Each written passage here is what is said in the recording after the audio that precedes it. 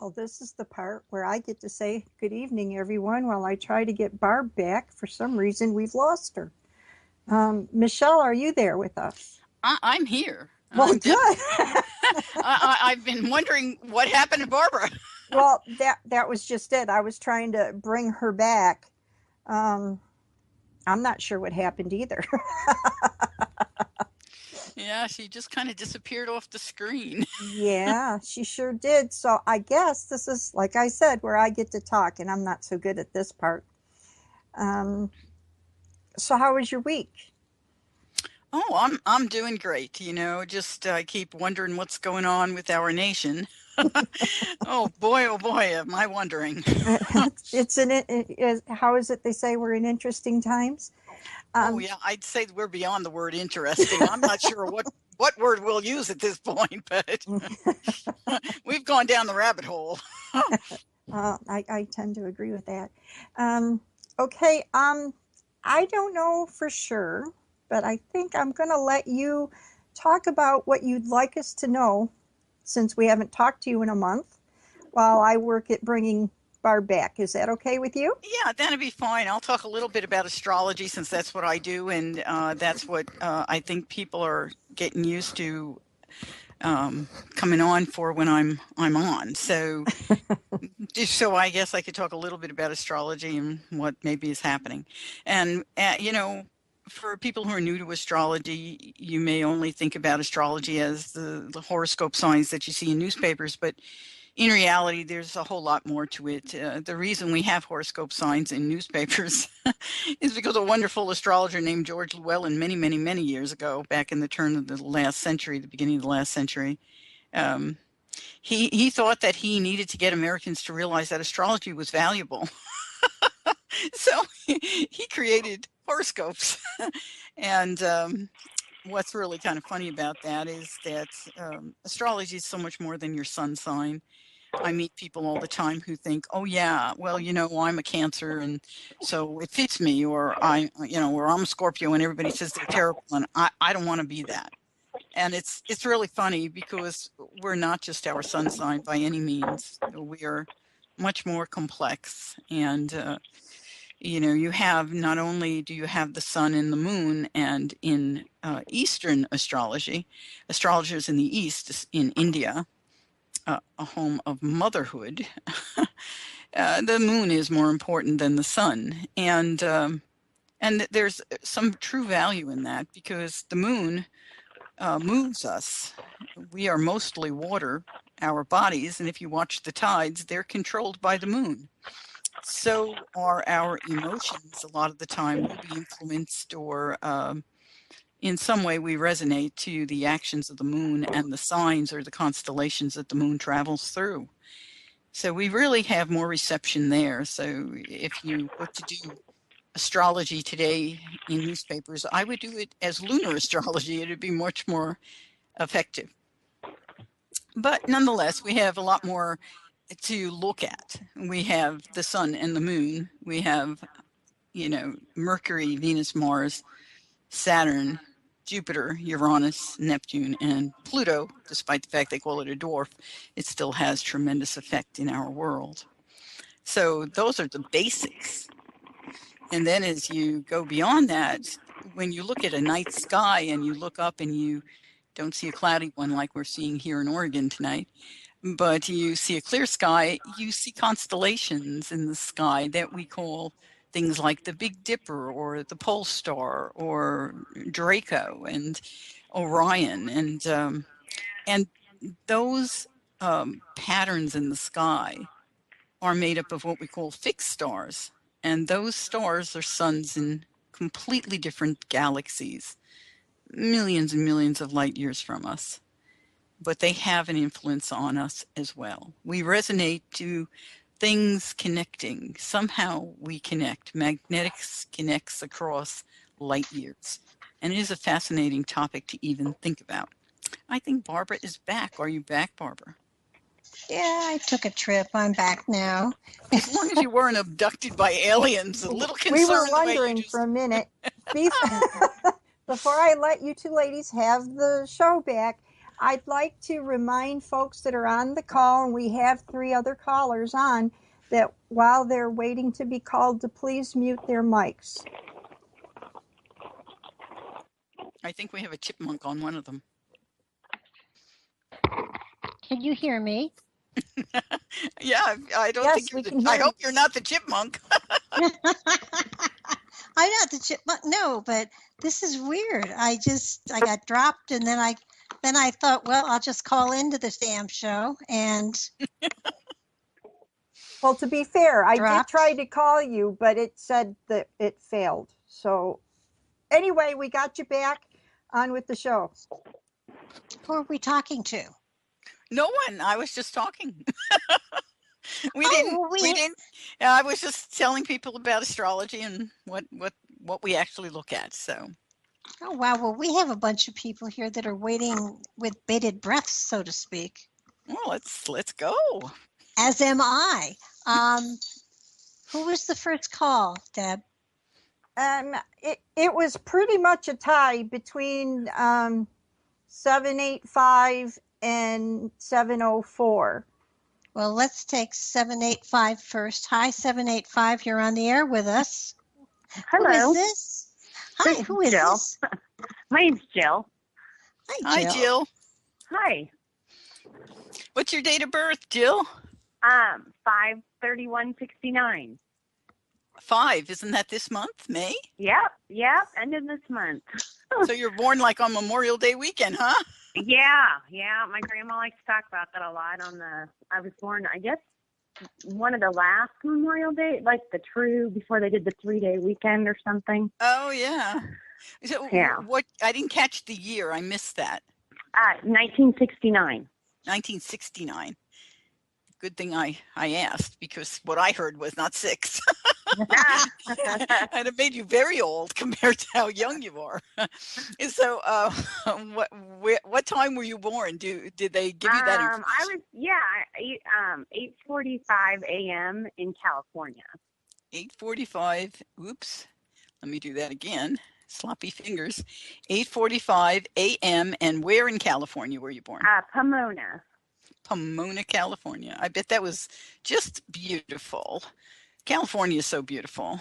Yeah, I haven't been there in ages, but Oh, I remember it as being beautiful. did you move when you were young, or did you do that later? Yeah, no, when I was young, like when I was 8. Oh, so you really didn't get the benefits of being one of those California girls. No, not really. Well, I didn't have it. I was on the East Coast, so Yeah, I didn't did get any of that that. too. Well, let's take a look. Let's take a look at your chart. Have you ever had this done before? It's always fascinating. Yeah, in fact, that's why I decided to call in, because I've been trying to learn this on my and work my chart. So I wanted to get a better idea. I thought, well, this sounds interesting. I'm going to call in. All right, well, that's awesome. You if you've been looking at your chart, you know that Pluto is right now at 19 degrees Capricorn in the sky, and it's retrograde right now. See, I don't know that. See, I'm not so good at what's going on right now. This is where I'm still like, what? No. Well, Pluto's the planet of major transformations. It's like taking stuff out of the back of the closet and turning it upside down and throwing it all over the floor, and then you got to figure out what everything is. That's what Pluto's kind of like. It kind of turns your world upside down. It already did that in different areas of your life over the last 20 years, but right now it's approaching your 7th house cusp, and the 7th house is the house of relationships. Those are close relationships. Those are your one-on-one relationships. And Pluto coming into that house can make some real interesting transformations. You have in this house, right there at the very beginning of it, you have your part of fortune. Part of fortune is it's a point in space that we determine based on the time you were born and where you were born. And when Pluto comes into this house, wherever the part of fortune is, we usually have some good fortune come in. So you probably have had throughout your life people that you tend to be close to that are really do some good things for you. When you're in a pinch, they come through. And your part of fortune's at 22 degrees, which is a master number. So you have earned these connections that you have in your life. Pluto coming to that point, and it's not right away. It's within the next, 6 months, it probably will hit there. In the next year, it'll come back and forth. So you're going to have it visiting for a while. And once it gets across that cusp, the seventh house cusp, and it gets in there, you're going to start to people that you're connected to, or people that you're close to, or some new person will come in that you will be close to. That will be a real powerful contact, and it will be an empowering connection. And if you're not in a relationship now, it could turn out to be someone that becomes a marriage partner.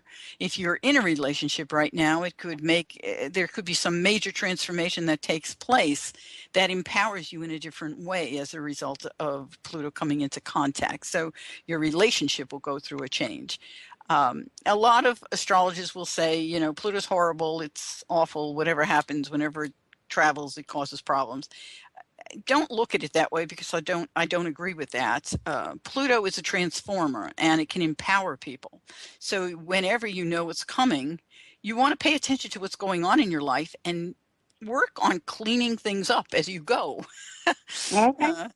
Dig the stuff out of the closet. What are the issues of intimacy in relationships over your lifetime that you've experienced? And because you have good fortune sitting there, and you also have a beautiful trine to your natal Pluto and to Jupiter with your natal Pluto, and your south node, and there in your third house, indicates that you have opportunities to become really empowered and more powerful in relationships. So this is a great statement. And that's opening up for you. You were born with that, and it's a beautiful statement. Having Pluto with Jupiter, you're a transformative speaker. When you think, you transform things in your mind. You can be a powerful connection for ideas for people who you are close to. This is especially so for people you're close to. But I want to look a little further. Neptune, of course, is in your ninth house, is traveling there, and right now it's not making any direct contact.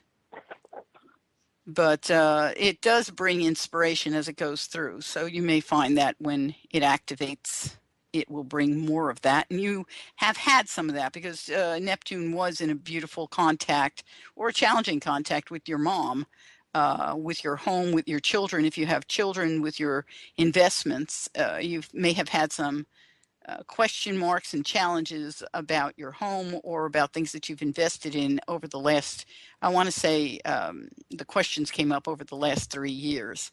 And but now you should be free of them, and you should be moving on from that. Let's see what else is going on. Jupiter is going through your fourth house.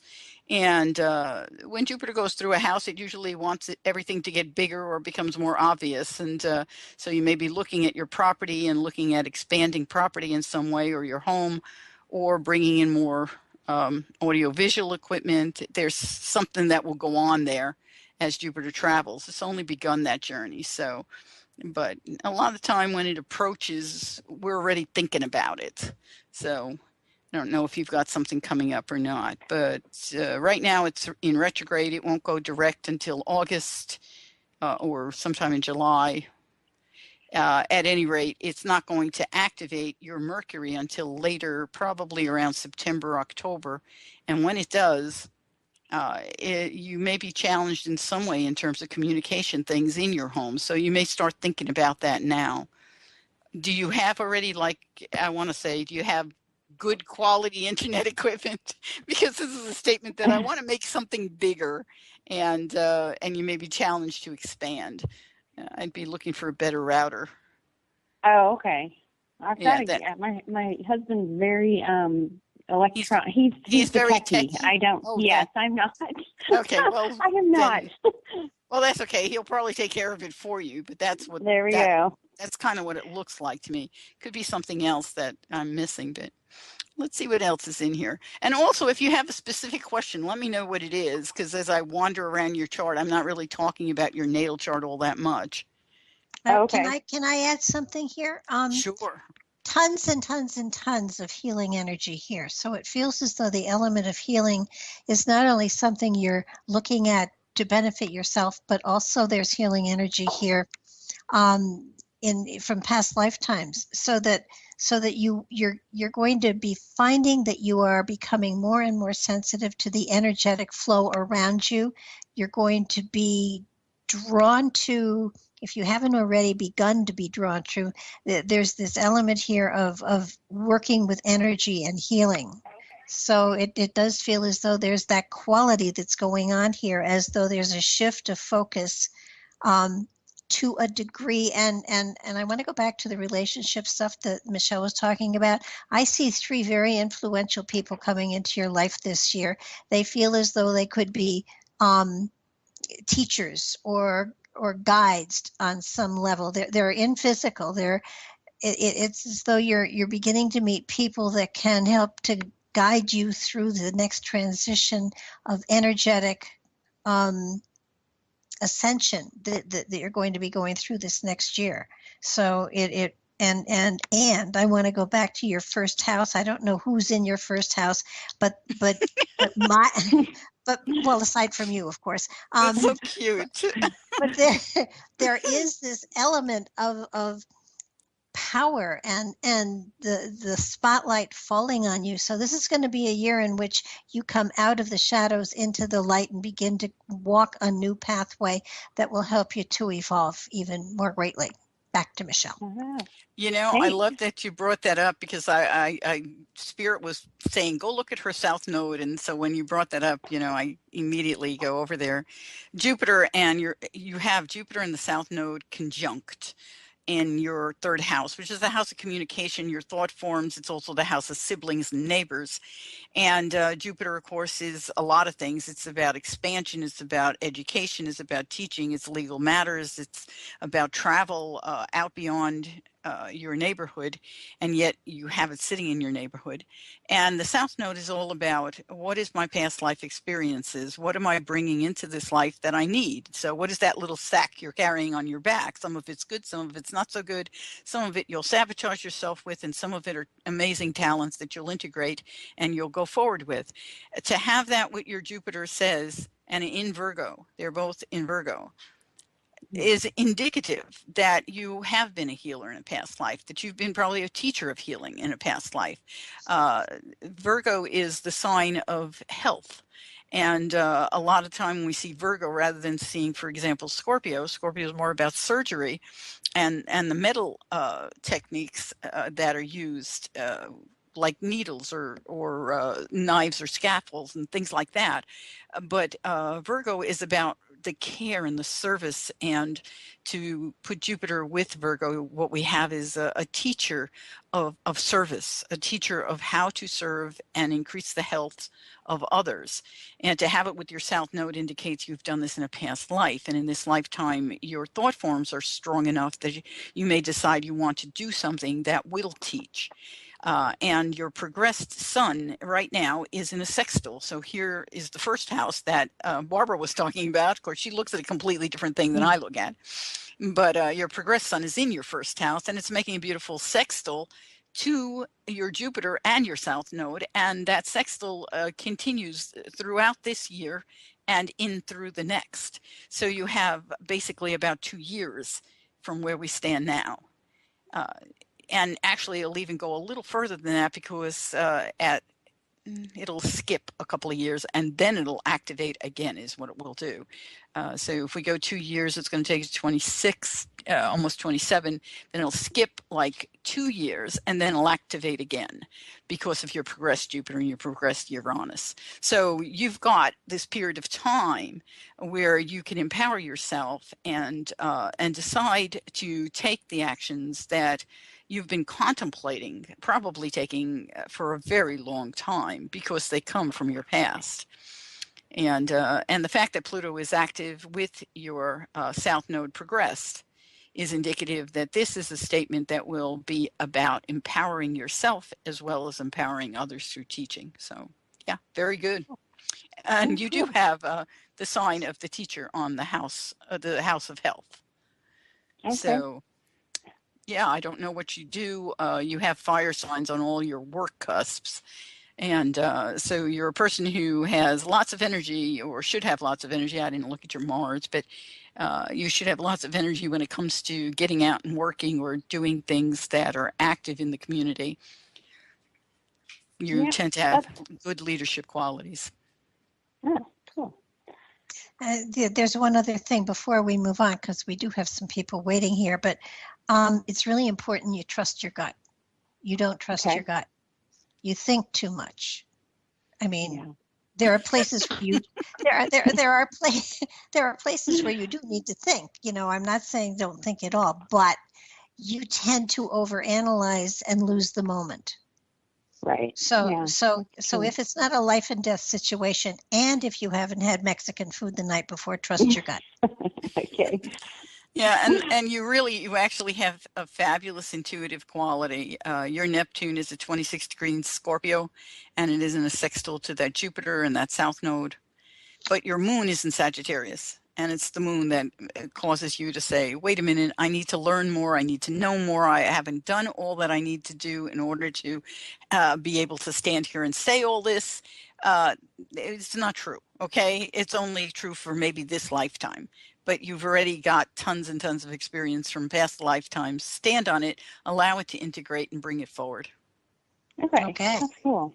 All right. Well, awesome. Thank you so much. Thanks You're for so calling. welcome. Good night now.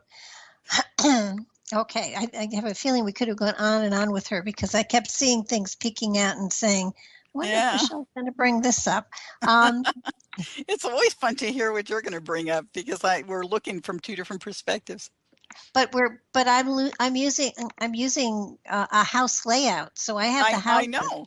I know. And what I love is it almost always is very synchronistic. Yeah, well, it always is. Metaphysics is right there with astrology. Absolutely. Okay, we've got 704 on the line. Hi, we're on the air with you. Who is this? Hi, Seven. it's Melissa. Yep, that's you. That's me. Melissa. Melissa, what's your Yeah. birthday, Melissa? When are you born? What month in? September 13th, 1969. Oh, it's the same year we were just working with, isn't it? Yeah. Yeah, Yeah. okay. So you're going to have some similarities, but not necessarily the same houses at all. What time were you born? 4:46 a.m. 4:46 a.m. And where were you born? Charleston, West Virginia. Charleston. What beautiful country that is. It is. America is such an amazing country. We're so is. lucky to live here. My God. It's so beautiful. I drove across it a number of years ago, and I recommend everybody do that. Oh my God, yeah. I got a wonderful horse from West Virginia many years ago. He was the most handsome guy. At any rate, let's take a look. You have a different chart, of course, but of course we're going to see some things that are going to be somewhat similar. Your moon is at 8 degrees of Libra, and your sun is at 20 degrees of Virgo. So your moon and your sun are kind of at odds with each other. They're not happy together. So the part of you where your ego says, let's go forward, I want all the details, I want to absolutely get down to the nuts and bolts of it. It tends to be somewhat hypercritical. It wants absolutely to know. And the moon, on the other hand, in Libra is like, oh, let's make this pretty. Let's bring balance. Let's connect with people. Let's talk. And the moon wants to talk, and the sun wants to go to work. So they don't always work real well together. And that is indicative of your mother and father. They didn't work all that well together. So that causes some challenges in us as we grow up. The South Node, your South Node is conjunct your Sun. So here we go with past life stuff. You've got that Virgo going on there. Virgo is, like I said earlier, it's the sign of the one who gives service. And all of this little gathering, this little stellium, we call them stelliums in astrology. It's a gathering of planets all in one place. You have both the sun, the south node, Pluto, Uranus, the moon, and Jupiter all sitting in your second house. Second house is the house of income. It's the house of how do I make a living and where do I spend my money? And the ruler of the house is Virgo. So it says I prefer to spend my money on things that are good for my health, or perhaps to serve my country or my community or other people who might be sick or need help. And at the same time, you have that moon in there because you've got to change a sign in the house. You have Uranus and the moon and Jupiter all in Libra. And that Libra element sometimes kind of argues with you and says, no, we should do something beautiful for ourselves. And the life is a balancing act, and so you need to make sure that you work it. Pay attention to that, because there'll be times out of every month where the moon is telling you, let's go get our haircut, or let's go to the movies, or let's go out with friends.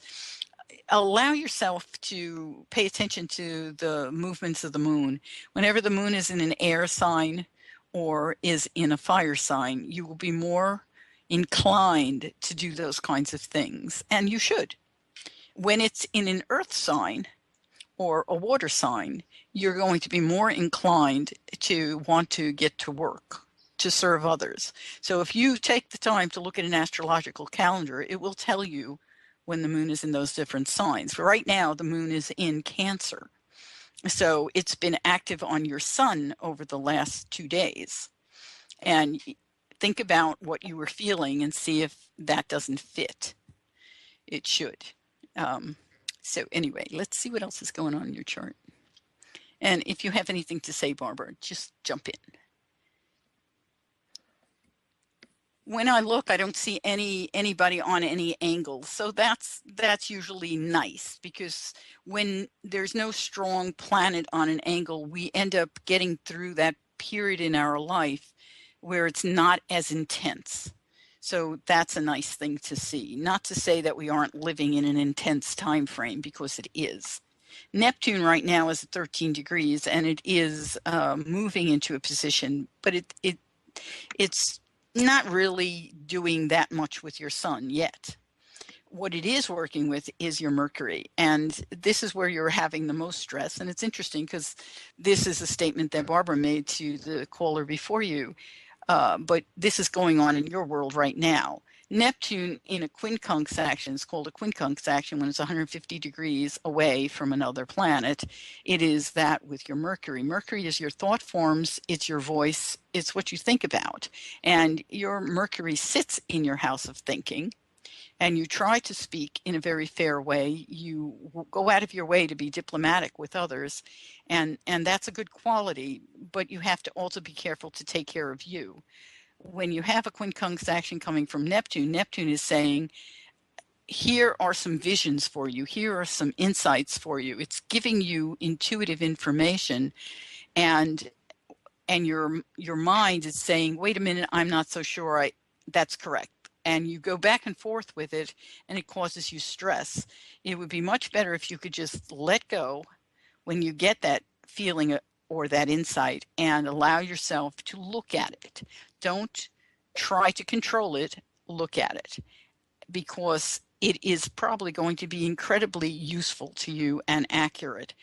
But if you fight with it, what ends up happening is you could end up becoming tongue-tied, or you could have a difficulty where your mind goes into a fog, and it's not good for you, and it doesn't serve you.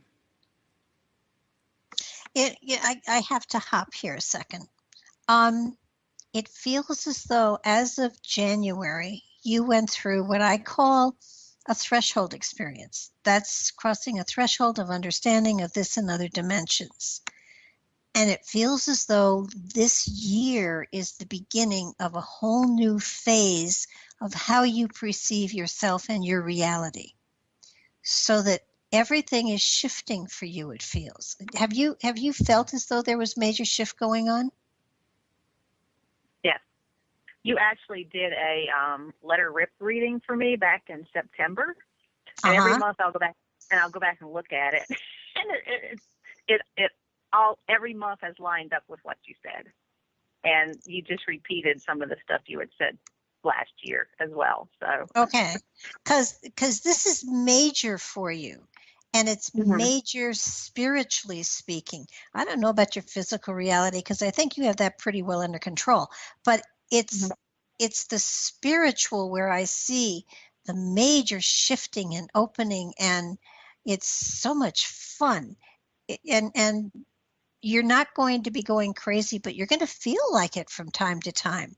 So, do a reality check with somebody who's in, the spiritual field to let you know that you're not nuts. Because there are a couple months here that look like you're going to really be questioning yourself.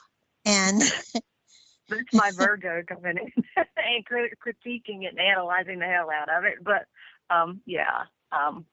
I get weird stuff, and I don't know what it is, and I don't know who to ask, and I don't know what that is or how to interpret it, that type of thing. So it's weird stuff. Yeah, I welcome you to write to me when you get some of that, because I may be able to write you back and give you some insight. And I do it with all kinds of clients all the time, and I never don't respond. It may take me a day or two because I'm always very busy, but I always respond, and it may help you. And I offer that to you, because when you're under this quincunx action, that fits exactly what Barbara was just saying. And Neptune can be doing that for quite a while. Neptune is not a fast mover. It's been known to go back and forth over a point for as much as 7 years. So it's right now it's very close to exact. So you don't have too much more to go with it. Saturn right now is in retrograde, and it's on top of your Mars. And when we get Saturn on top of our Mars, it can really, it can stop our energy. It's almost like it puts a stop on it. Here you might be running, and then all of a sudden you feel like, oh man, I just have to sit down, stop, slow down. And so you have to, again, it's working with it and recognizing it's taking place, but it's gonna, once it goes direct again and gets out of your space, by the time fall comes, it'll be gone. It will not do that to you anymore. But always honor these things. That's what we all have to learn. I mean, innately, every one of us is aligned. Like these charts are the resonating picture of how we connect with the rest of the universe. And so when it's telling us slow down, we should just, take a deep breath and say, okay, this stuff can wait. I need to go rest for a little bit.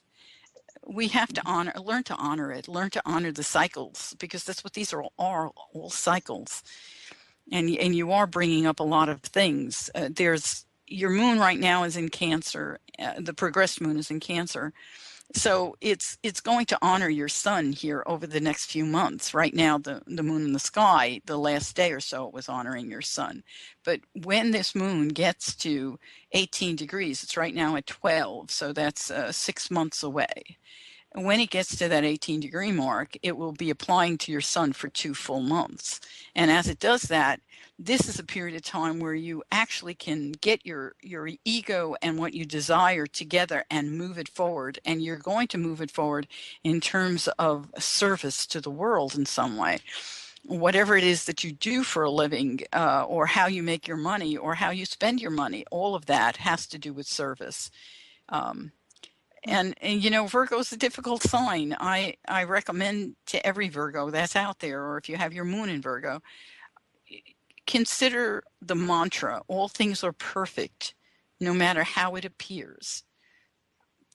You need to practice that, because you have a habit of thinking it's not, but you're really working it. So give yourself a little more honor and recognize that it is working. Michelle, where is her stomach? Stomach is the moon. Okay, and where's her moon? Her moon is in Libra, so that's gallbladder. Okay, because I'm seeing stomach issues, and I just want to say that if they're minor, it feels as though you're having allergic stuff going on right now. And has the stomach been kind of queasy lately? My dog is with me too, and we kind of feed off each other. She's had the stinkies the last couple of days, and I'm like, get away from me! You're going to give them to me. But I don't have a gallbladder. It was taken out years ago. But yeah, I was going to say it probably is already gone because you were born with the quincunx action between your Saturn and your moon. So Saturn usually removes it, and Saturn in your chart is the ruler of your house of health. So to be born with that, this is an issue you were born with. This is not news to you. Yeah, well, what I'm seeing is just, as we get older, because I'm the oldest one here, I can say that, we become more and more and more sensitive to our environment, and you are becoming very sensitive to the pollen in your area. So pay attention and do whatever you need to do to get yourself through this springtime. Yeah, I am sensitive. I noticed the thorn in my skin was itching, and it was on my stomach. So my skin's starting to crawl because of the pollen, but I do feel that. Okie doke. Yeah. Well, anything else? Was there anything you wanted to ask us in particular? I know the energy's shifting now. It's all over the place, but there's times where I will just feel energy just pull, basically. It's hot, it comes in, it vibrates, it throws me to a sweat fest, and then I can just feel it dissipate. And sometimes that'll happen when I think of people, certain individuals, and I don't know what that is. Or is that... I didn't do my math. How old are you? I am 47. Well, among all of the other things going on, it looks like you're premenopausal. Well, I had a hysterectomy about 5 years ago. So okay, but this is hormonal, and even if they took everything out, you're still having the hormones going on. Okay. It's just one of the joys of being a woman. That's okay. There are lots of things out there you can take that will help you balance it. Yes. There's a very simple product by I think it's Now Corporation. It's called Change O Life. It's not Change Of, it's Change O for some reason, but it has excellent herbs in it, and I found it saved my life when I went through menopause. So I don't know if it'll help you, but I'd check it out if I were you. Just make sure you're not allergic to any of the herbs before you take anything. Okay. Yeah, All right. so. All right. Thank you, ladies. Thanks so you're much so for welcome. calling. You take care of yourself, Melissa.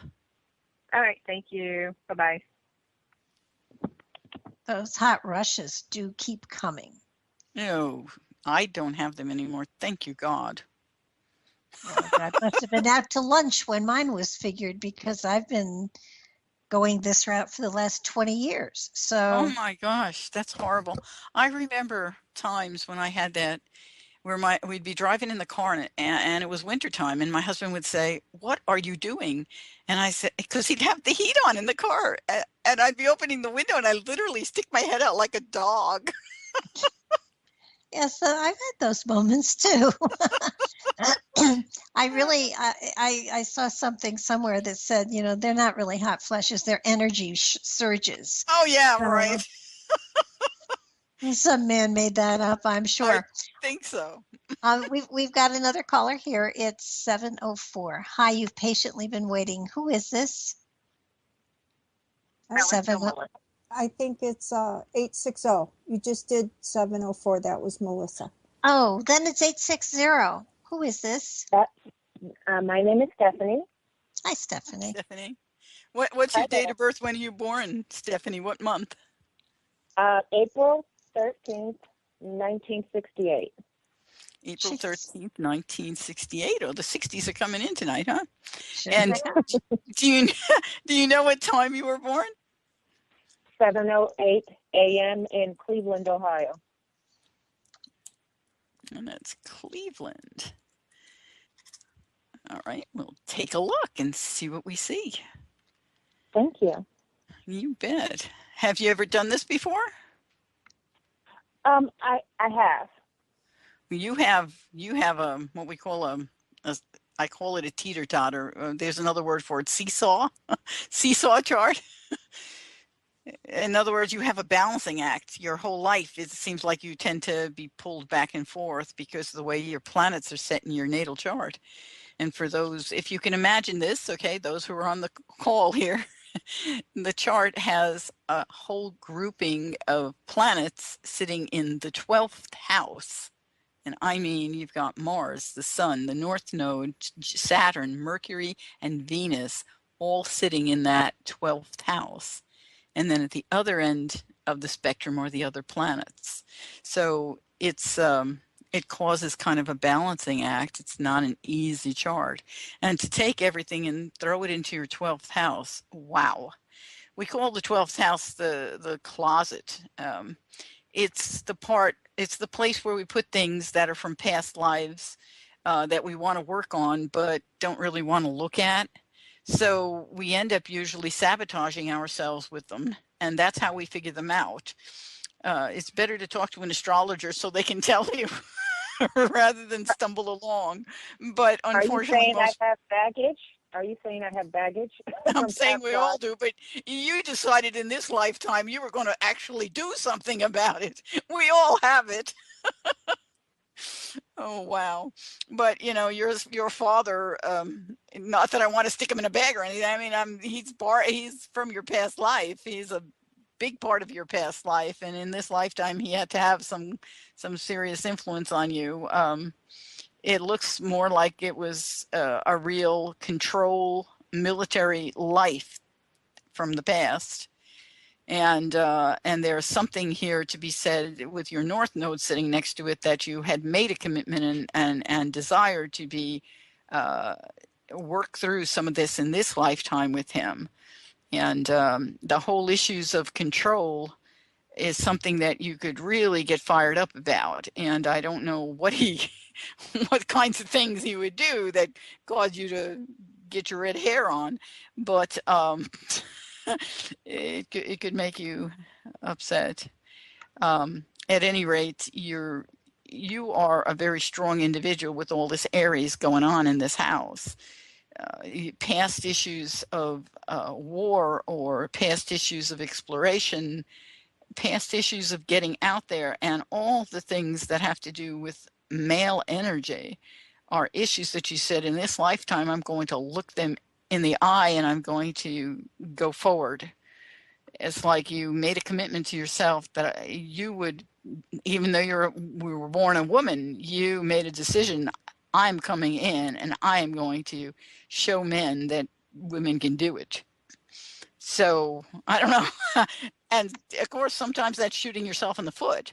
So you have to kind of be careful with that. But that is a very powerful and strong combination of energy you have going there. What's really fabulous about it is all of these planets, with the exception of Mars, was rising before the sun.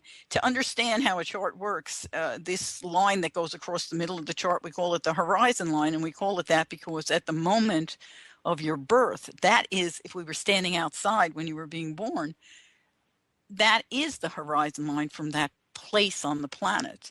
And at the moment you were born, the constellation of Taurus was at 21 degrees of the constellation, was already above the horizon line. And Aries was just above it. And you have your sun, the sun was just coming up. It was just starting to rise. It had just come over the horizon just a little while before you took your first breath. But right above it was Saturn, and right above Saturn was Mercury, and right above Mercury was Venus. They were all kind of lined up, coming up over the horizon at the moment you were born. And what's wonderful about that is it gave you power with the sign of Aries. If they had come up behind the sun would have overwhelmed them. But by having your chart designed so that they came up before the sun, the beauty of Mercury in Aries, or Venus in Aries, or Saturn in Aries gets to express itself. And Venus in Aries is an odd combination because Aries is so masculine. It's the most masculine sign. And Venus, of course, is the sign of femininity. So, yeah, I mean, you made a statement at your birth, and you have Chiron right there in Aries. And you're saying, I'm going to heal the issues of war. In this lifetime, I will heal the battles of women and men, and I will show the strength of a woman, and I will speak as loudly and as forcefully and as outrightly uh, as a man. You are saying all of that in this chart, and yet you made sure to put Saturn right behind Mercury, which says, but I'll do my best to not step on anybody. I'm going to try not to step on anybody. And that's all there in the beginning of this chart at the moment you were born. And the North Node, of course, at 18 degrees there, was also making a statement about what the soul's purpose would be in this lifetime. So you're saying, I will break free of past lives. I will move into a whole new beginning. I will go beyond the patriarchy of war. This is just an amazing chart when you read it. I mean, but of course, you didn't come in with all of this freely spoken, because at the other end of your chart, on the other side, you have some planets that are saying, wait, hold on a minute, wait a second. Don't be so fast. And your moon, you were born with the moon in Libra, and it says, hold back, be a diplomat. Don't run out there and tell the whole world everything. We need to balance this. And this is your mother and father, the sun at 23 degrees of Aries and the moon at 27 degrees, almost 28 degrees of Libra. They were balancing acts. At time they were opposed to each other, but they probably had found a way to make it work. It's not terrible. The opposition is not a terrible thing. It's more of, part of me does this, part of me does that, and if we find a way to make those parts work, they work in harmony. So I Can I give an analogy here that's coming through really, really strong? Sure, go ahead. You're a warrior. There is absolutely no doubt to it. You are a crusader. And the past lives that I keep seeing popping up here are times in which there was great it was not war was not an easy thing. It was bloody, it was messy, it was, you had to be powerful, you had to have a weapon, and you had to be able to take your opponent out without talking to them. So this lifetime, it feels as though there is an inner frustration because you no longer have a weapon to use. You have to use words. And there may have been times this lifetime where you struggled greatly with finding the appropriate words. So there may have been some pretty messy battles here, but it does feel as though you are learning to use the words brilliantly. And I would say from this year forward, things are going to be a lot more easy for you because you are able to use your words as weapons of persuasion as opposed to just knocking somebody's head off. Which you would probably prefer to do. Yes, there is beauty in knocking someone else's head off, I must add.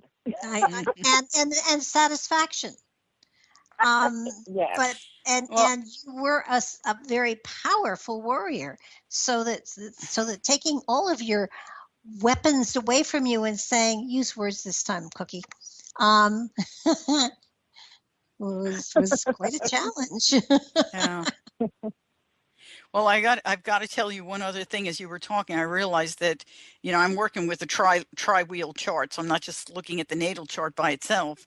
But I realized when you were talking, Barbara, that you have this you have what we call a yod in your chart.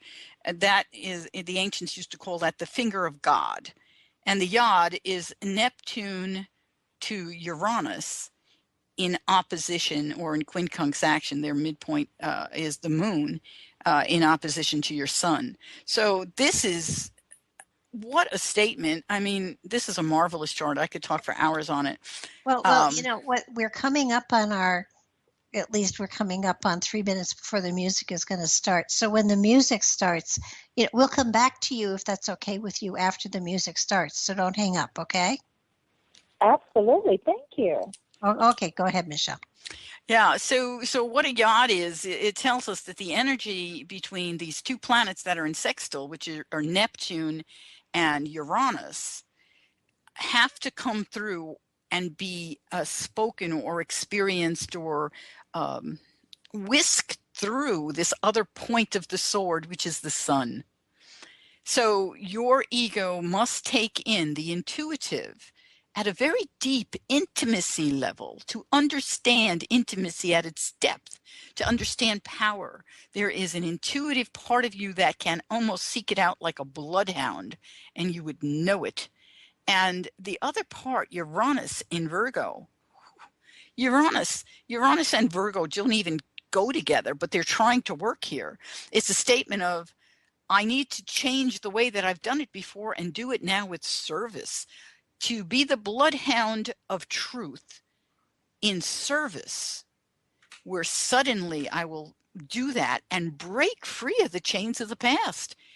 It's a very powerful chart. What your life has been, I would love to sit and talk with you about, because your chart is amazing, and I'm quite certain you're coming to a point where you will come to a real understanding of it, because Pluto, as we speak, is approaching your midheaven. It's a few years down the road, but 20, 23, 24, somewhere in there. But when it comes to that midheaven, you will step into your own power. You will realize you have come to this point. So it's very exciting. Thank you. Wonderful. Yeah, you're a late bloomer. Definitely. No, Definitely. and there's a great deal to be said for being a late bloomer, because you look at all the other bloomers who have lost their petals and you still have yours, which is really kind of a cool thing. So, Yeah. Yeah, well, so that's the way you design the chart. When we put everything in the 12th house, that's what we do. We have, when you look at a chart, wherever we pack the focus, we're focusing in those areas. And that's where the activity takes place in terms of time as well. I don't know if I explained that well enough for people to understand it. But. well, when you talked about the 12th house and everything being there, my 12th house has laughter, joy, and celebration in it. And in a way, it feels like the universe is laughing at you because you were so ambitious this lifetime. So, but they're also there to be supportive as well. So it's a good thing. But you did check all the boxes this time, and yeah. when you check boxes, and it's not surprising that we're talking about it, because Jupiter right now is on top of your progressed south node, and Jupiter reveals things. It opens them up, it expands them, it makes you look at it. And the south node is your past lives. South node is everything you brought in.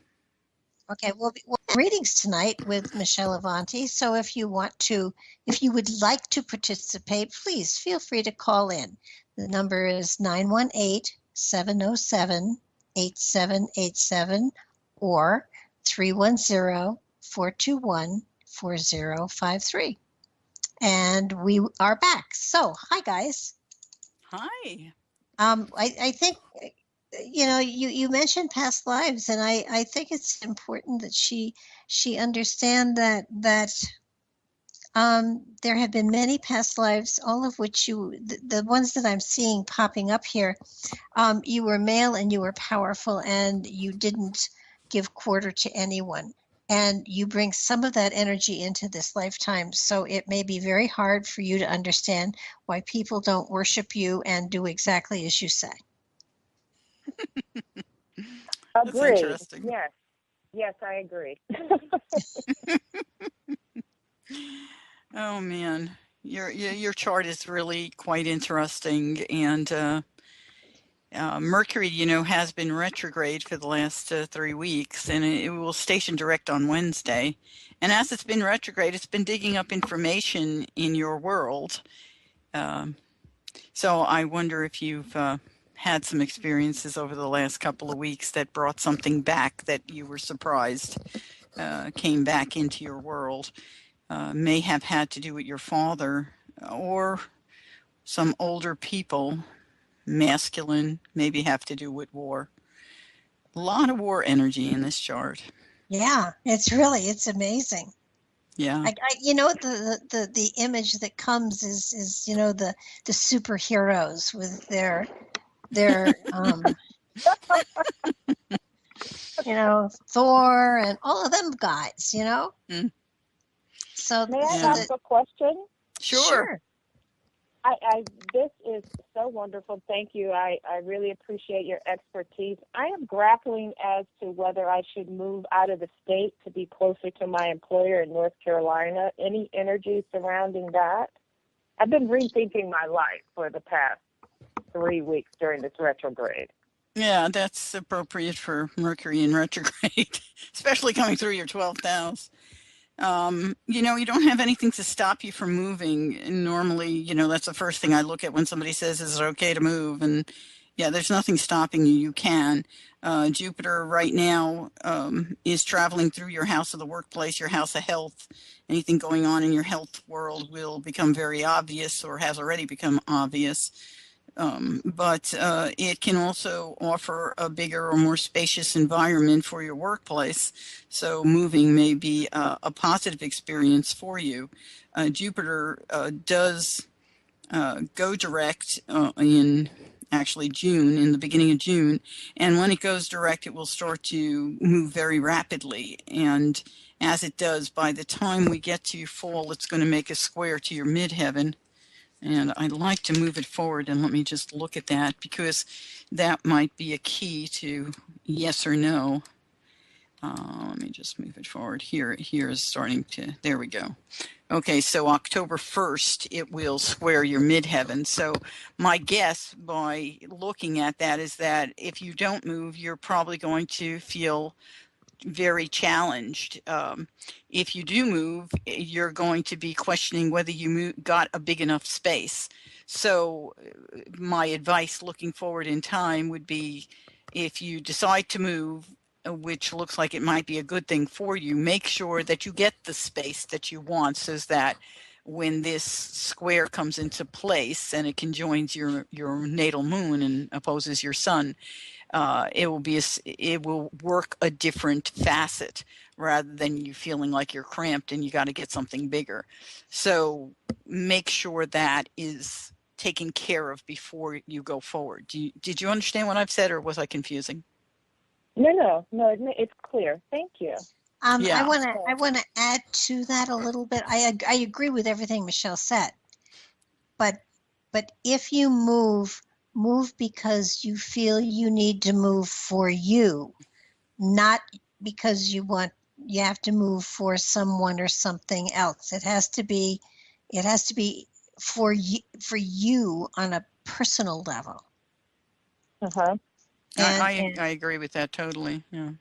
There's the element here of because what I'm seeing here is there's great expansion, and another move in a year's time may be called for. If you move now, you may move again within a year. Oh wow. Okay. That's why just keep your boxes.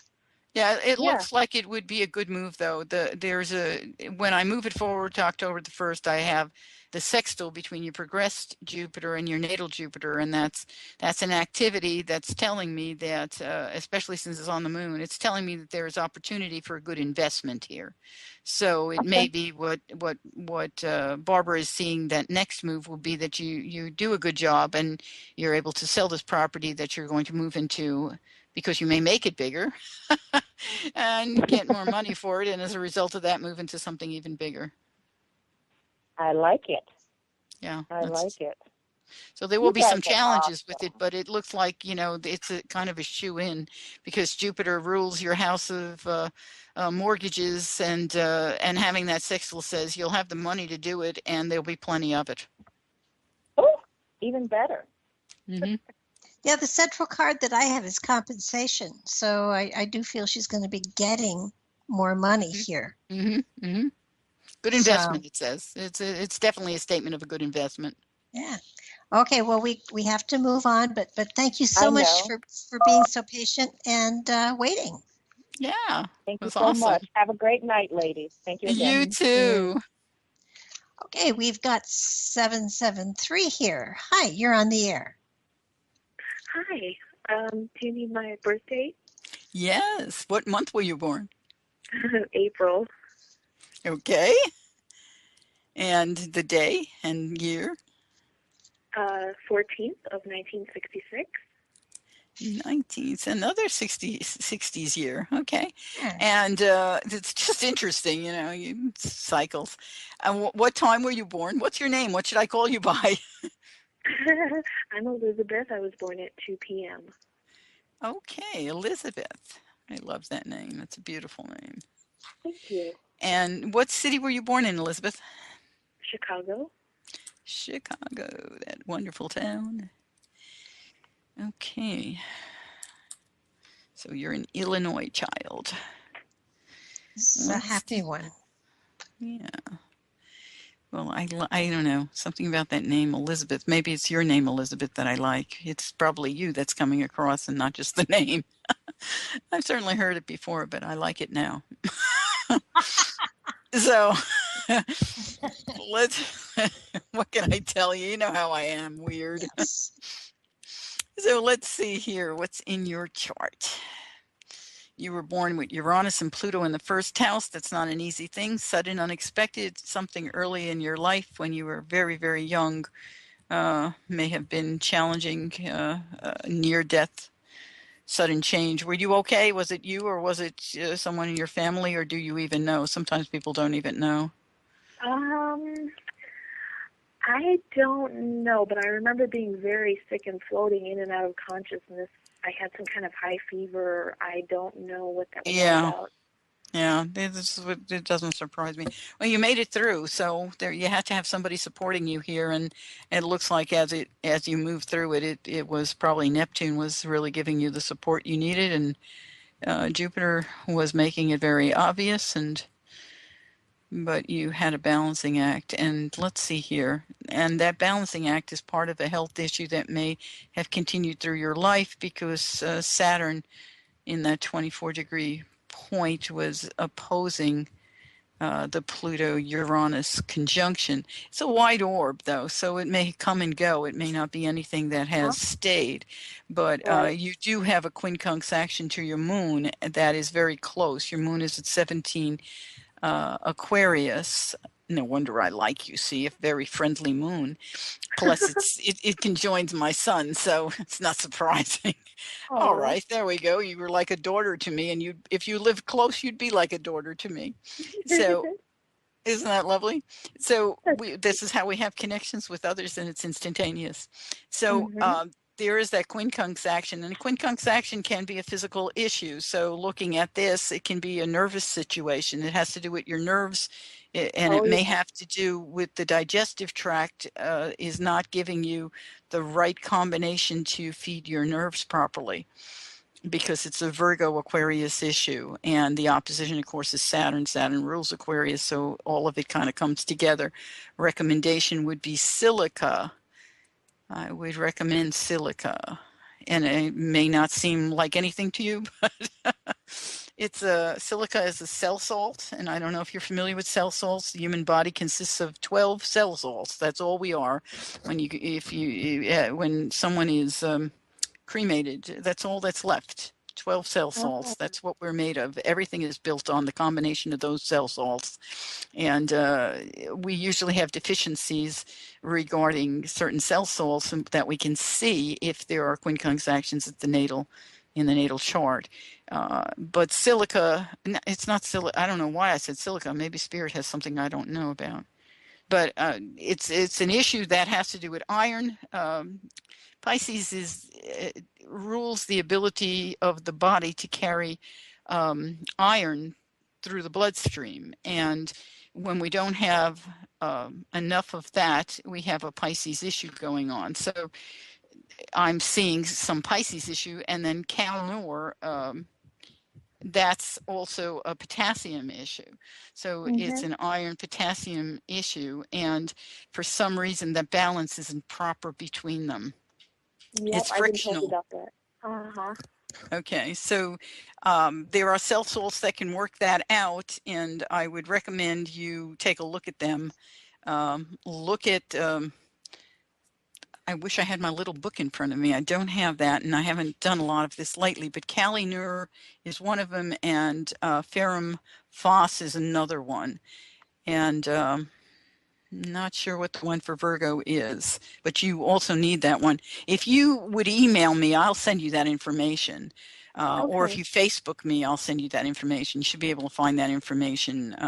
If you just Google my name and put astrologer after it, I'll come up. I'm all over the internet. Okay. Okay? Yep. So that's very important. And anytime you have a hard action to that moon, or you're going to have issues that can come up. Let me just look to see if I see anything, because it's better to be aware than to be unaware.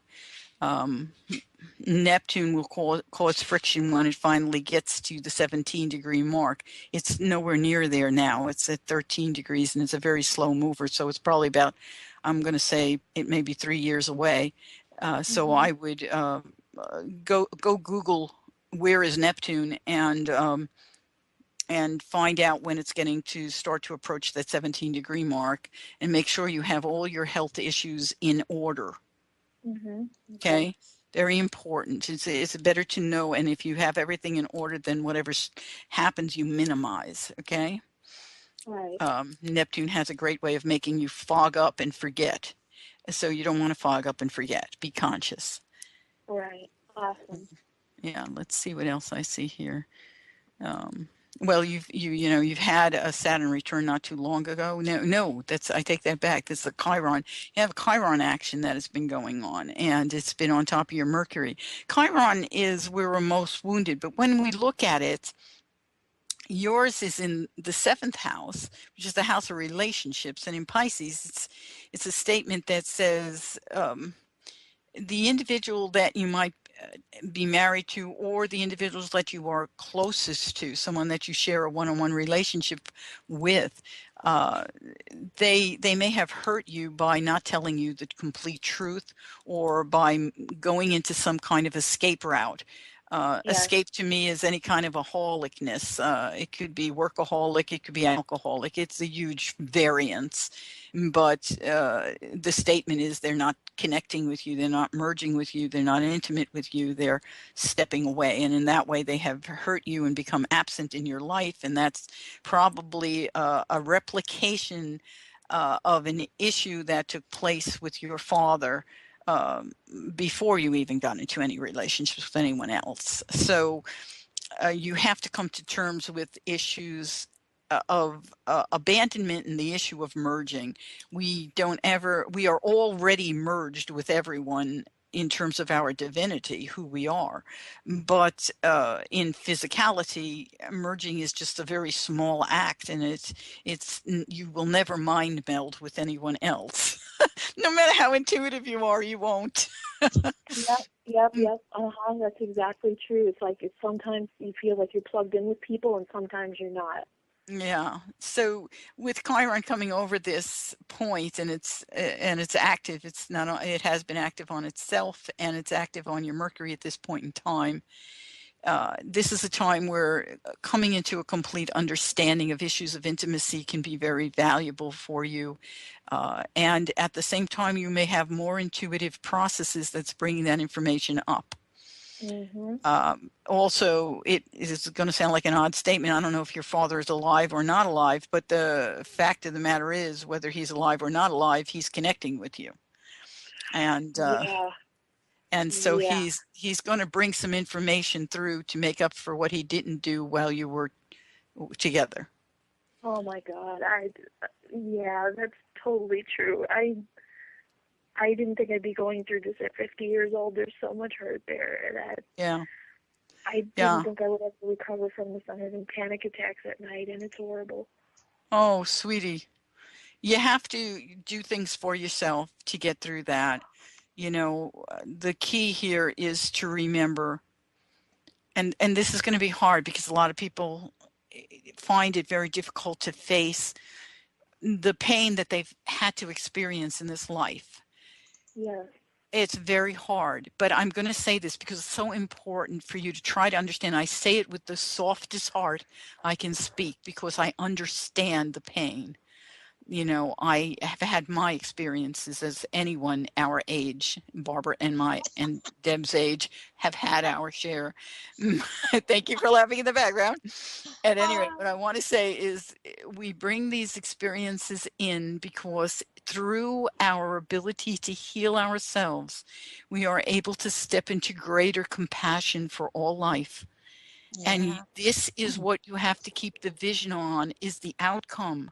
If you will do that, you can get through the experience without so much pain. And I want you to remember that you are never, ever, ever, ever, wherever you are never abandoned. You are never alone. You are never unloved. You are always embraced by angels, always.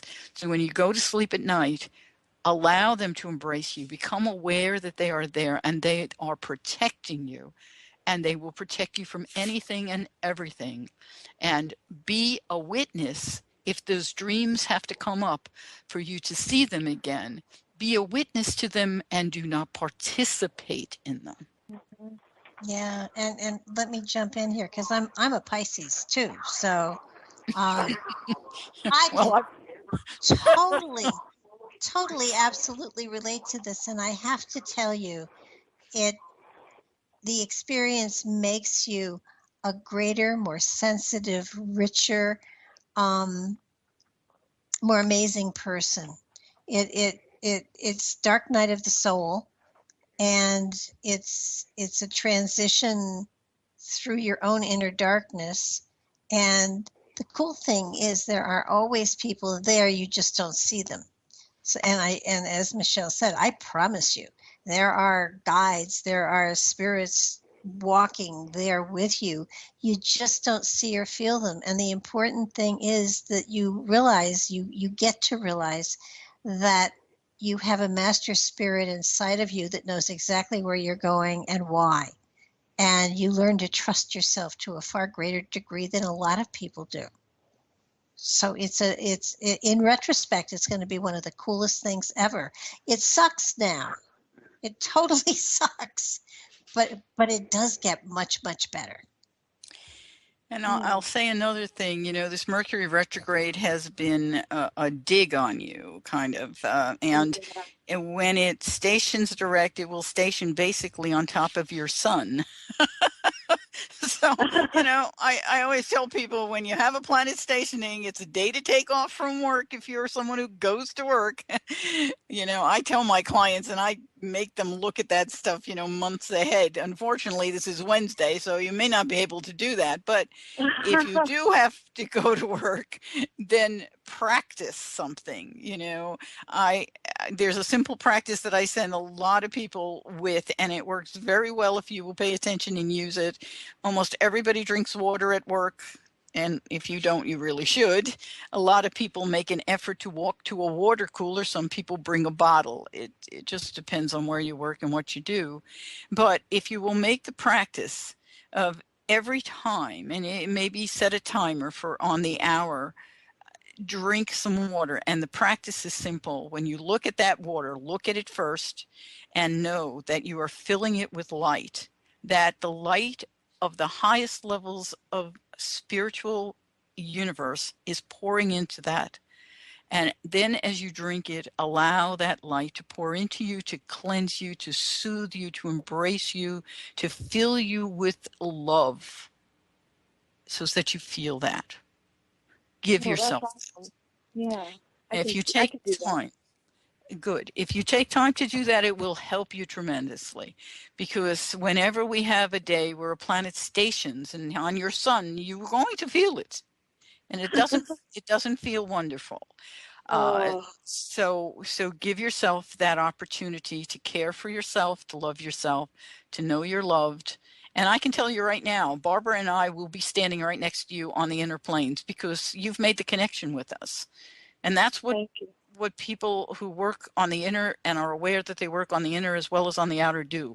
We do it all the time with everyone. And once we connect, where we actually have a physical connection like this is a physical connection, you become an aware piece of my heart, not just a piece of my heart, but an aware piece of my heart. So I will always think of you. I will not know your name. I will not know how you look. 70, 80, 90% of my clients, I don't know what they look like. I've never seen them. But I love every one of them as much as I love my own breath. And it's all, we're connected by energy. We are. That's how, how does Barbara know what she knows? How do I know what I know? Yes, I do use astrology, but I'm also a metaphysician. And what we know because we are connected. Yeah. So. Okay, we have to move on. Okay, well, I love you dearly. Please take good care of yourself. And if you need to contact, she'll call back. If you need to contact either of us, please feel free, because we are there. Yeah. Or here. Or wherever we are. Yes, we will be there. Okay, we've got 720. You're on the air with us. Hi. Hi. My name is Cindy. Hi, and Cindy. I was born December 19th, 1962 at 3:32 a.m. in San Diego, California. December 19th, 62. It was 62. Okay, good. And what time did you say? 3:32 a.m. 3:32 a.m. Definitely our 60s night. Yeah, it is. Isn't that peculiar? I mean, every single person who's called has been in that 60 zone. And you were born in San Diego, you said, right? Yes. I bet that was a beautiful place to grow up. Okie dokie dokes. Let's go take a look. All right, Cindy. Let's see. You were born with Neptune and Venus conjunct right on your ascendant. You must be quite a beautiful lady and incredibly intense, and people step away from you in the grocery store because they're not going to get in your aura. They're not going to get in your space because your space exudes power. Very interesting, but certainly a very beautiful lady. Let's see here. You've got Saturn going through your second house right now, and it's been on your sun. It's in a retrograde motion, so it's been over your sun. It's really close. It's within 10 minutes of exact. That is not easy. That is a challenge. It makes you feel cold. It makes you feel abandoned. It makes you feel sad.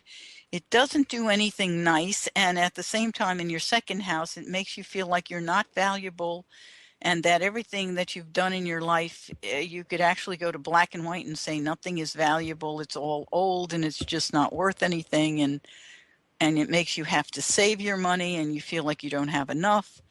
Whew. Saturn is not doing a nice job for you. And right. And I feel everything you just said. Oh, I'm sure you do. And I hate to see that and hate to have to tell you that. But the good news is it's not going to stay there. Okay. That's the good news. Okay. So let me just go forward a month, and a month from now, it will have passed your sun, but it will still be in retrograde. So it means it's going to come back and hit it again, but it will give you a little relief. You will feel a sense of relief. So let's see, because I don't know how far it goes back. I don't have that. Okay, so it turns around September the 1st. It will turn around and start going forward again. And this will be the last time it passes over your sun. But at 21 degrees, it's not quite making contact. But I'm going to go by the week now because it will move pretty rapidly as it finally goes forward here. So let's see what happens. Yeah, I thought I could go by the week, but I guess I can't go by the week. I can go by the seconds. No, I can't do that. So let's see here. By the time we hit November the 16th, it is on your sun again. So you're looking at that period of time from about November. I'm going to take it back a few days because it's already applying at 2 degrees. So let's say November the 10th or so, until it's going to be that time of Thanksgiving that's going to make you feel really awful again.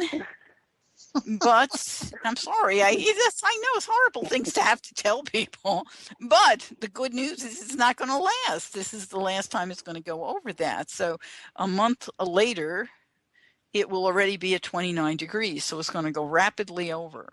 And so that's the good news. By the time you get to Christmas, you'll be feeling a whole lot better, like your world has changed completely. And what's wonderful is you're a Sagittarius, you know. So what happens every year is, you know, Venus and Mercury don't go terribly far from the sun. So at Christmas time, not only will the sun be in Sag, but you've got Venus and Mercury, and they'll all be in that second house. So it's going to push Saturn and it's going to make you feel so much better. So, wow. you know, and having Venus come into that house, it may not be a lot of money that comes in, but you're going to feel like you have more money to spend. And that's a nice thing. And it may be that people are giving you gifts, you know, I don't know, but it is a beautiful thing. So you're going to feel a lot better by then. So, okay. you know, buck up over Thanksgiving and just know, keep your eye on Christmas, okay?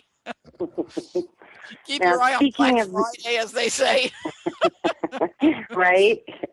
Speaking of money, do you see any type of job for me that, or direction that I should be looking at, trying to pursue or anything like that? I'm unemployed, and the thing is my husband died from ALS in February of 2006, and I have not been employed since.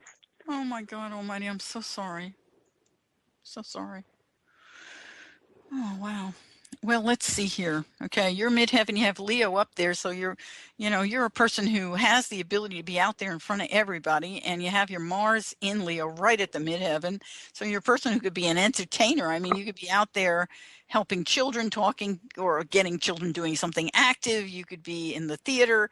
There are things that you have abilities to do. I don't even know if you've explored them. A lot of the time when we have these great, lovely things on our midheaven, we force ourselves to do things that have nothing to do with what would really be enjoyable to us. You have Pluto and Uranus in this house as well in Virgo, and so there's a statement of you have the ability, and I don't know if you've even looked in that area, but you have the ability to do something that's in the service zone. I would be looking into, and this is going to sound weird, but I'd be looking into parks and recreation. Uranus right now is at 26 degrees of Aries, and it has made already a trine to your Mars, which would have been a good time. I probably will go retrograde again and hit that point again. I need to go look, but there could be an opportunity that would come, and I would go look in those areas. You have Pisces on your 5th house cusp, which is that's the house where we have our hobbies and the things that we usually like to do. And you don't really have any focus in that house, but Pisces can also be acting. It's, Pisces is the creative arts. It's the one who stands behind the curtain, not the one who stands in front of the curtain. Where Leo stands out front, and having Mars in Leo, you certainly could be someone who MCs something, or I don't know what you'll do, but have you ever looked into anything like what I'm describing to you? No, I mainly, I really enjoy helping people, and I don't know in what capacity, that would be fulfilling. I don't want to do sales or push things on people or anything like that. I want to help people. Your chart is about having fun. You could do something that has a teaching quality to it, teaching leadership, or teaching athletics, or teaching travel, or doing something with travel. And it could be with children or for children or service to children. yours chart has so much to offer in terms of let's have fun.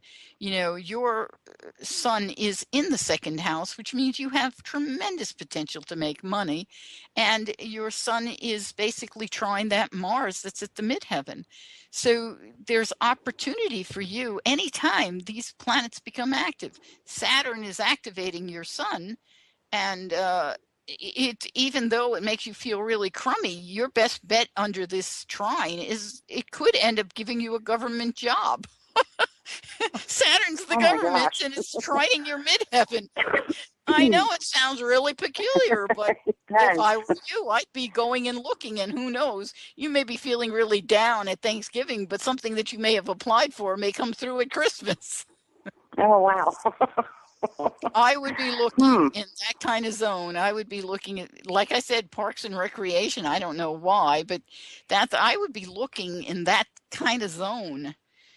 Because, right. And I've never even thought about that. Yeah, well, it might be time, because this would make you happy. This is that's the one thing that's very important. What Michelle just said, you need to be looking at something that's going to be fun. If it's not fun, don't do it.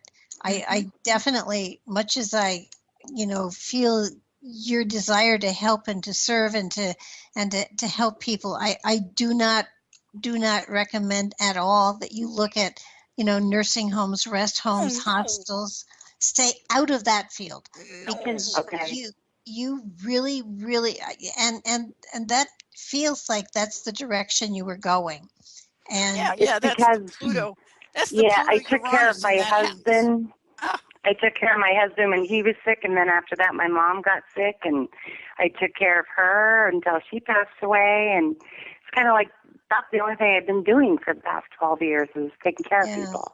You did a good job. Don't do it anymore. Yeah, it's time for you to change that. It's time for you to go to the next step. Also, you're having a lunar return here. It's happening right now. The moon is at 29 degrees of Virgo. You have had over the last 30 months service till you're serving and serving. Okay. The moon will soon be in Libra, where you were born with it in Libra. Libra is not Virgo. Libra is, let's go down to the mall, sit there and watch and talk about all the people who are walking by and all the clothes they're wearing. That's Libra. Libra is not serving anybody. They're having a soda or an ice cream and watching everyone. So it's about having a whole different energy. And as soon as this moon moves out of Virgo, you're going to feel a difference. And that's happening really soon. In 2 weeks' time, 2.5 weeks, it'll be out. It'll be into Libra. You should feel a change right then and there. But as soon as it gets to like 1 degree of Libra, you're going to have a lunar return. So it's around the corner, a month and a half, a month and 3 weeks, you're in a lunar return. And that means that it's time for you to fulfill some of the desires that you have had since you were a child. So ask yourself, when I was a kid, what was it I loved?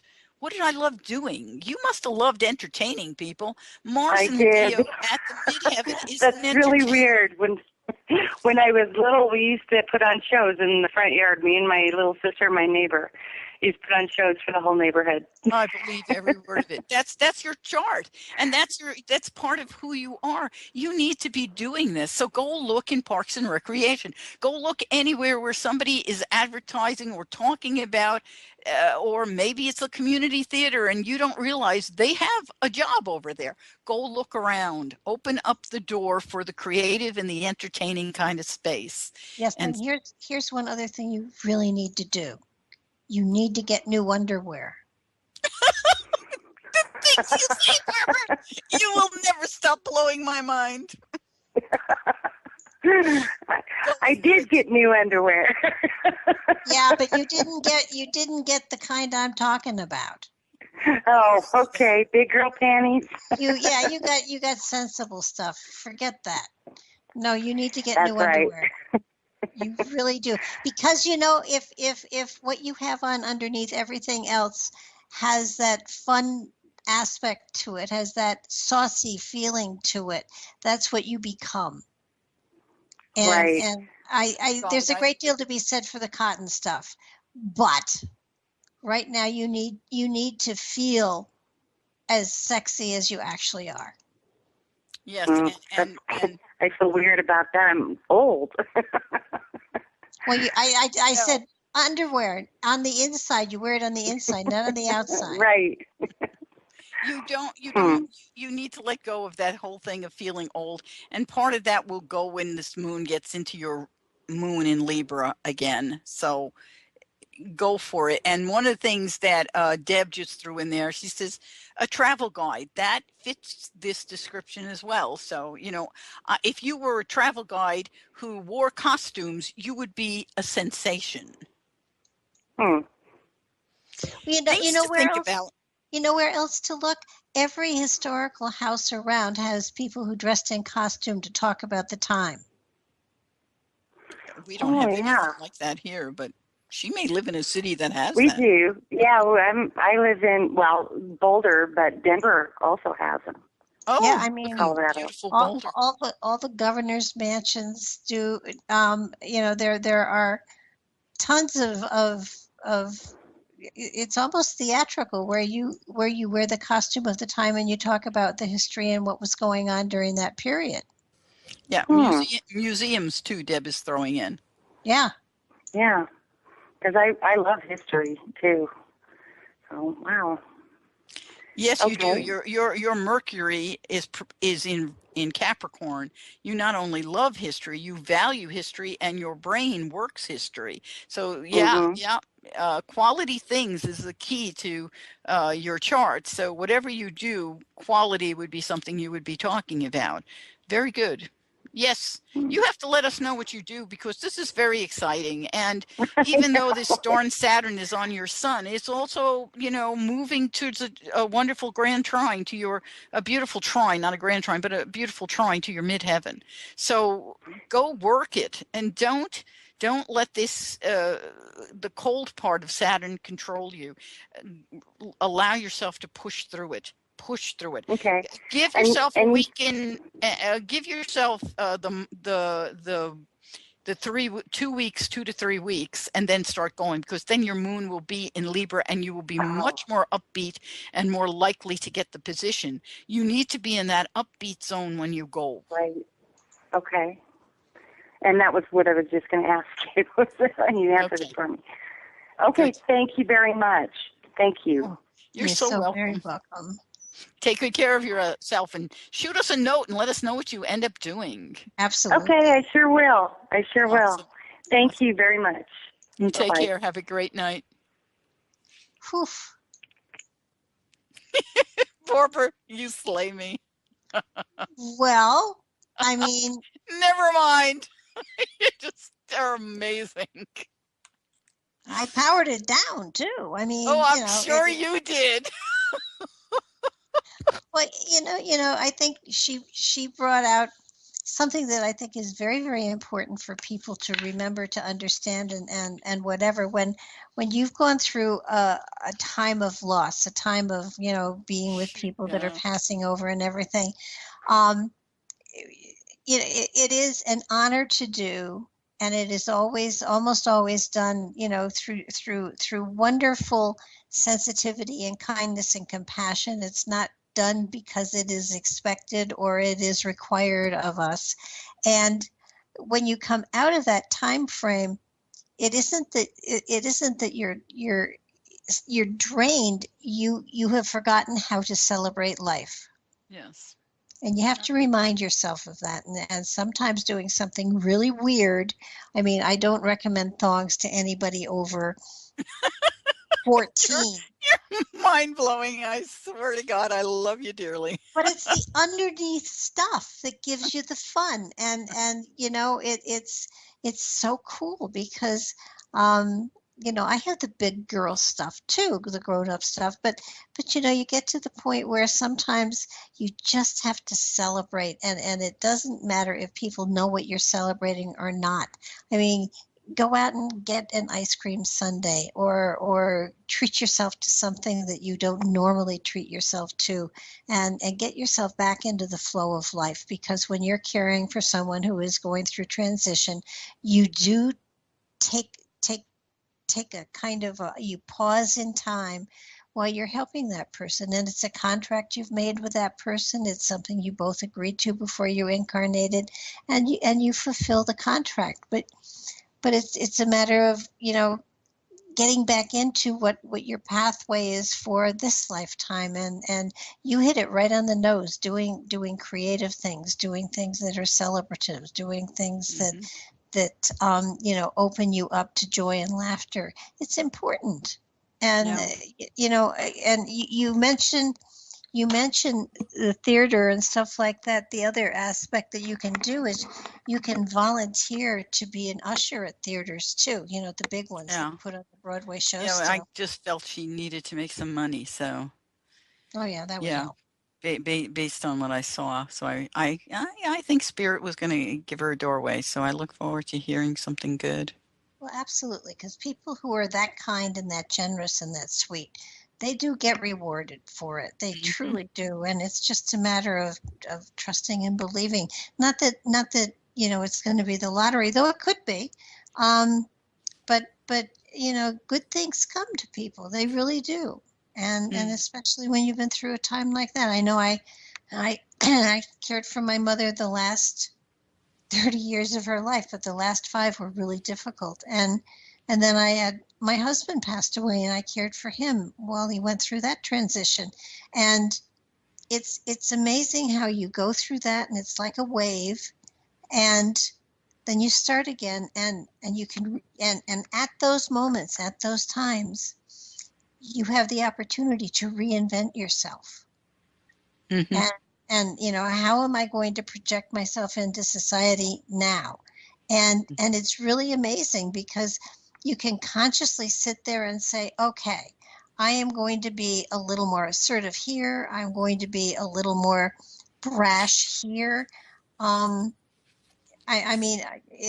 It's amazing how you can sit back and say, okay, it's an amazing time for me. I can reinvent myself. I can cut my hair. I can dye my hair. I can change my clothing. And when you do all of those things, you do become a new and a different person. And it's really a very exciting time.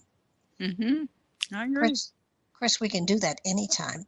But with the few short minutes that we have left, what do you see for the country coming up? Yeah. Well, you've been talking. I've actually been staring at the Trump chart, looking for something. Oh yeah, been looking for something. Because I called his missiles. I called both times. Yeah. And I think there are going to be more flying, and I don't feel though that it's going to be, kind of like damn the torpedoes, full stream ahead. I really feel that it's going to be very calibrated what is done. I feel it's going to be very, it's not going to be all out craziness all over the place. I feel that he is going to very intelligently take us into war. Well, I like your positive attitude. I do.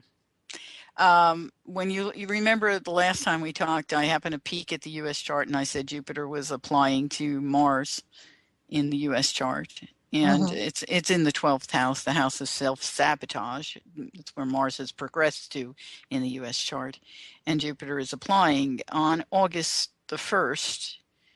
It will be very close, and so starting in August is where whatever's going to happen in terms of explosiveness or and new abundance of ammunition or military or bombings or whatever.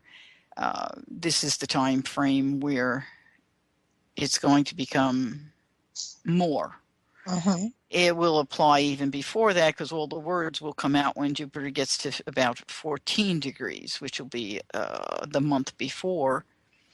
But this is not a good thing. And of course, Jupiter will be making a square to the U.S. sun. And so we're in for a big challenge. I looked at Trump's chart for astrocartography because I wanted to see, I don't know if I ever explained this to you or not, but where your Pluto line goes if you're president of a country is indicative of where you're most likely to drop the most powerful or most explosive or most nuclear ammunitions. And his Pluto line goes right across Korea. Yeah. So I was hoping I would look and find it somewhere in the ocean, but I did not. So, it didn't make me feel good to come away from that. And of course, this time frame is questionable. I'd like to say something really good. I just don't have a lot to hand anybody. What's happening is Trump's progressed moon is right now at 29 degrees of Cancer. 29 is critical degree. Cancer is about family. There is a whole statement there that something is going on with him, that there is an intensity regarding his family and what he's doing with his family and what his hopes for his family were and what his hopes for family would be, his wishes and dreams. But in just another few days, it will go into the next sign. And the next sign is Leo. And Leo is wonderful. We were just talking about Leo, a lot of fun and whatnot. But Leo is also the sign of the leader, the dictator, the one who does irresponsible things. When it first crosses over, it will be conjunct his progressed Saturn, so he will be held back. He will not run out there and do something crazy. Let me ask you something. Do you have the Crazy Little Fat Boys chart? Who? North Korea. No, I don't know that. Not in this computer, I don't. Next time we talk, I'll find his chart. If I have it, it's in my other computer, because there's a radio host that when I do a show with her, I can't even tell you how many charts I come to the table with. It's over 50. Oh my gosh. Because she tells me ahead of time, I want to ask this, I want to ask that. And so I come to the table with tons of charts. But. Well, I have found that from what I get that the outlines of several countries are going to change, and that to remember always that in order for something to become better, often we have to take it apart in order to put it back together on a better foundation. That is a Pluto statement. Okay. Yeah, that is absolutely true. And of course, I did say that the U.S. chart is under a Pluto experience. Mm-hmm. And so, that is certainly part of what's happening. It's just that Pluto experience, as I recall, just started, but I'm just pulling up the chart now to go look at it. And see, it hasn't even quite started yet. Yeah. Pluto in the sky is 17 degrees, and Pluto itself in the natal chart of the U.S. chart is 27. So yeah, it's only just begun. We'll talk to you next month and find out more swell stuff about this. Okay, till then, I love you dearly, and thanks to everyone who listened. Good night.